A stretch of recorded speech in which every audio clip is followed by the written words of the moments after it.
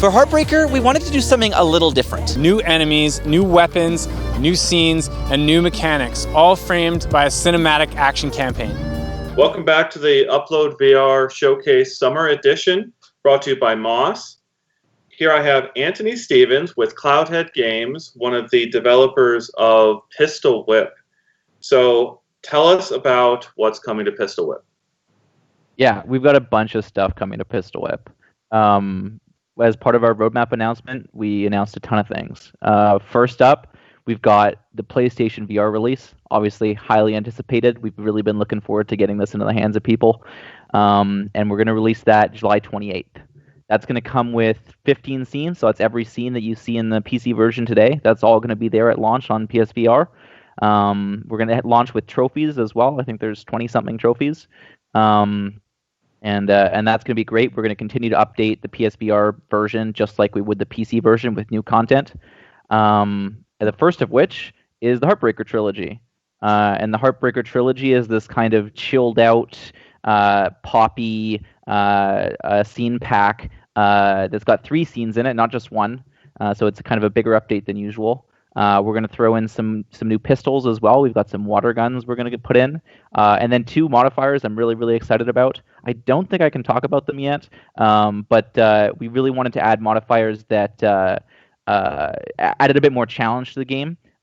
So fans of the game will know that they use Deadeye to get kind of top scores. And we're hoping that these new modifiers with the Heartbreaker Trilogy can be used in addition to Deadeye for some really challenging gameplay. So that's our first pack, and that's coming in August, and then a bit later on PSVR. And then after Heartbreaker, we've got a big serious update happening. There's 2 things. One is the Action Pack. The Action Pack is this cinematic action campaign. It's going to come with multiple scenes. It's going to have new enemy types, new weapon types, tons of stuff people have been talking about, and we've been wanting to get into the game. And it's all going to be in this kind of high scope kind of cinematic action campaign, not like the kind of campaign that you're seeing in other rhythm games, but like an action game where you play it through and there's maybe a bit of a story there too.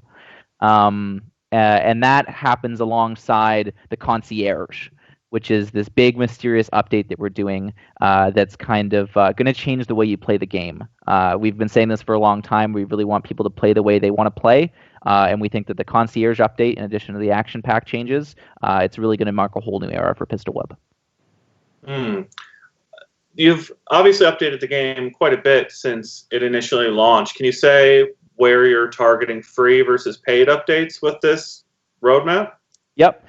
So Heartbreaker is for sure a free update. We want to continue to do free updates even past the Action Pack. We can't confirm whether or not the Action Pack right now is paid or free, but we will for sure continue doing free updates that we haven't yet announced, as well as the Heartbreaker update in August. And are any of these new artists or new labels, are they all how different are they from what's already in the game? Yeah, so Heartbreaker is kind of a big shift. So for launch and for the 5 post-launch scenes that we introduced, those were all from Cannibal Records, which was our launch partner. For Heartbreaker, then we've added a new label partner, Seeking Blue. They're known on YouTube as more like a chill wave pop label. And we're going to get some kind of poppier music. If you've played the game, then you'll know the scene, The Fall. It's one of the it's one of the less hardcore dubstep songs in the game. More stuff like that. It's going to be summery, poppy, fun, a bit more laid back compared to the driving hardcore music that you see in the base Pistol Whip soundtrack. One of the things I love is we talked probably almost a year ago now when I saw like an early version of what you were working on, and you were really confident in how Pistol Whip would land with the community, and it seems to have hit the mark where you kind of expected it to. Is that the case? And I guess I'm wondering, what was the biggest surprise in how you found players played the game, or what they wanted from the game after they sort of got into those initial 10 songs? Yeah, one of the things that really benefited Pistol Whip, I think, was a really extensive playtesting period where we got the hand into a lot of people around the community and around the industry, and we got a ton of feedback, and we really kind of understood what was clicking with people and what wasn't. And one of the really interesting things about Pistol Whip is that it's not just the rhythm elements that people click with, it's also the shooter elements. Some people don't even play it with rhythm in mind at all. And so as we've been building the game and thinking about our future and thinking about how we're expanding things, we've been thinking about benefiting both those parties, both introducing new elements that you would expect from a shooter game, and then new elements that you would expect from a rhythm game. And yeah. Awesome. Yeah, I've been surprised. Sort of, we put out videos, and sometimes I'll try to beat it on the first try, and people will notice that I don't have the rhythm down on that first try. And it's just brutal comments. Other people are like, some people don't even know that Deadeye is there sometimes, and have to discover it deep into the game. And the Deadeye is really important to them. And it's amazing to see this breadth of sort of people playing the game in so many different ways. I guess I'm wondering how, the way it landed, like how far out is your planning for the updates to the game? You've obviously laid out a pretty robust plan for 2020, but are you even thinking about it beyond that? Yeah, well, the reason we've been calling it Action Pack 1 is because we do have more planned beyond that. Like I said, more free updates as well that I haven't announced yet. We have well into next year, I would say. There's more stuff that we want to bring to the game.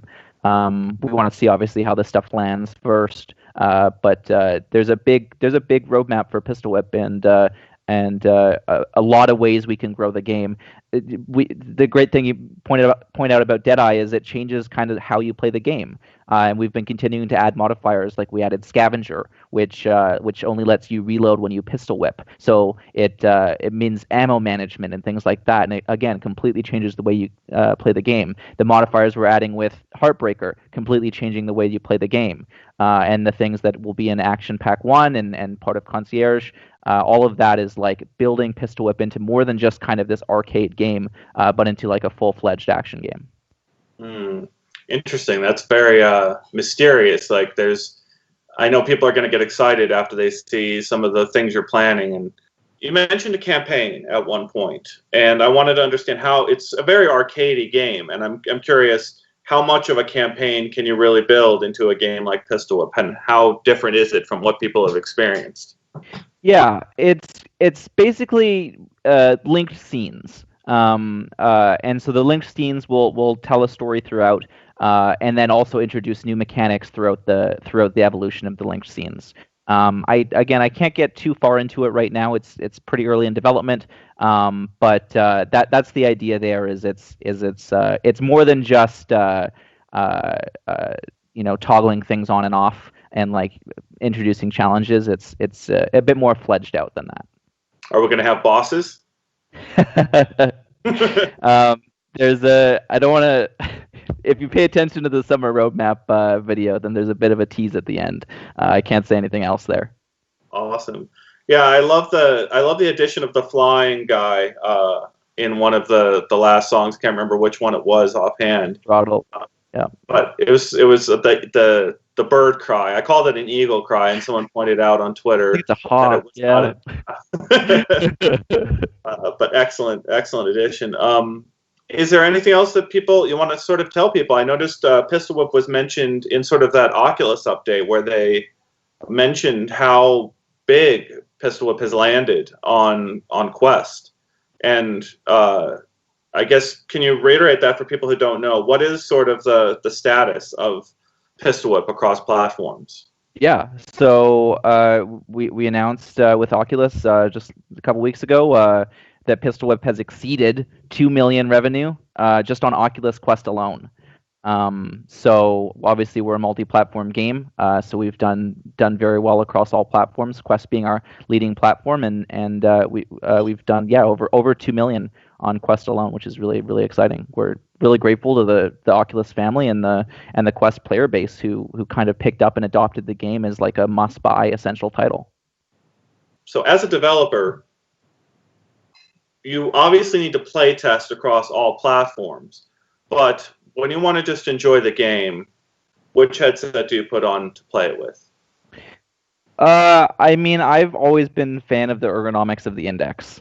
I really like the standalone Quest headset. I think it's a great device for adoption and for getting VR into people's hands. But for me, I really like the ergonomics of the Index headset and the resolution there.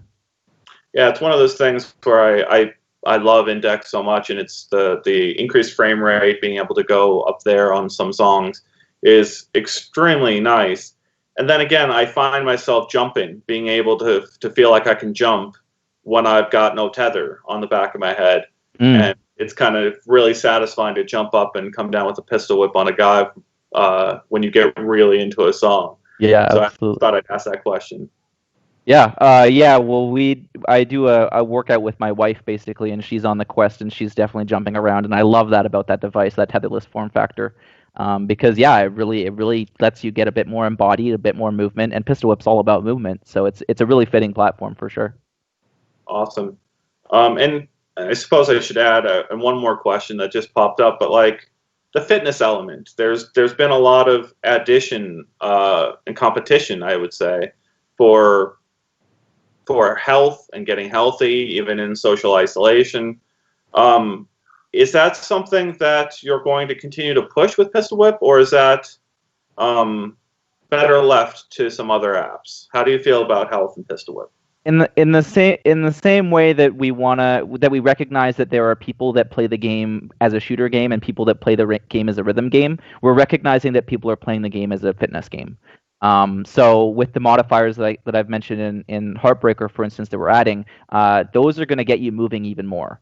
So those are going to contribute to fitness players for sure.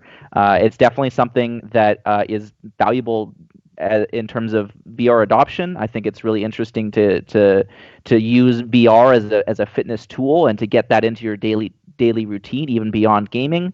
And that Pistol Whip is a part of that, even without being designed as a fitness game. We're really happy that it works out that way, and we want to continue to support that for sure. We've been looking into your integration, and we'd like to get that in. Yeah, it's we very much appreciate that it's a fitness game, and we're going to keep pushing that as well. Cool. Well, thank you so much for the time and for joining us today. And you announced Pistol Whip with the showcase last summer, and very happy to have you back, sort of expanding on this universe that you're building. So thank you so much for joining us today. Yeah, for sure. Thanks for having me.